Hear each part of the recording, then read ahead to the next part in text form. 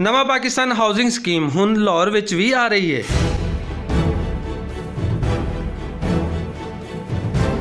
नवा Pakistan housing scheme वज़ीर-ए-आज़म पाकिस्तान वालों पाकिस्तानियों को 50 लाख घर देने का वह मनसूबा है जिन्होंने मुखालफीन नाकाबिले अमल कह रहे हैं, लेकिन इमरान खान होरां नूं हमेशा नामुमकिन नूं मुमकिन बनाने वास्ते ही चुनिया गया है तो उन्होंने भी हमेशा अपने आप नूं इस काबिल साबित किया है। नवा पाकिस्तान हाउसिंग स्कीम पहले मरले विच 7 जिलियां विच लॉन्च की जा चुकी है तो 21 दिसंबर तक घरां दीयां दरखास्तां वसूल करने का सिलसिला जारी रहेगा। इस स्कीम लई लाहौर विच जगह का तयन भी कर लिया गया है तो बहुत जल्द लाहौर विच भी इस स्कीम के तहत दरखास्तां लैण दा आगाज कर दिता जाएगा। इस मनसूबे लई पंजाब हुकूमत के हुक्म के मुताबिक DC लाहौर वालों 784 कनाल 9 मरले जमीन का इंतखाब भी कर लिया गया है, जिहदे वास्ते रेवन्यू डिपार्टमेंट ने 3 तहसीलों में मौजूद जगह की रिपोर्ट भी भिजवा दी है। 3 तहसीलों में जमीन की मालीयत 50 करोड़ तो ज्यादा है। रेवन्यू डिपार्टमेंट वालों नवा पाकिस्तान स्कीम लई मुंतखब की जाने वाली जमीन विचों तहसील मॉडल टाउन जिला चक आसू विच 179 कनाल 8 मरले, तहसील कैंट बेदियां रोड ते 106 कनाल,